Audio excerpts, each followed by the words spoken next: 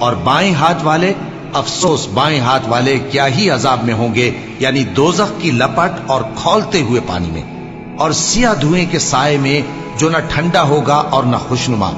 یہ لوگ اس سے پہلے عیش میں پڑے ہوئے تھے اور بڑے گناہ یعنی کفر پر اڑے ہوئے تھے، اور کہا کرتے تھے کہ بھلا جب ہم مر گئے اور مٹی ہو گئے اور ہڈیاں ہی ہڈیاں ہو گئے تو کیا ہمیں پھر اٹھنا ہوگا، اور کیا ہمارے اگلے باپ دادا کو بھی؟ کہہ دو کہ بے شک پہلے اور بعد والے سب ایک روز مقرر کے وقت پر جمع کیے جائیں گے۔ پھر تمہیں جھٹلانے والے گمراہ ہو، تھوہر کے درخت سے کھاؤ گے، پھر اسی سے پیٹ بھرو گے، پھر اس پر کھولتا ہوا پانی پیو گے، پھر پیو گے بھی اس طرح جیسے پیاسے اونٹ پیتے ہیں۔ انصاف کے دن یہ ان کی ضیافت ہوگی۔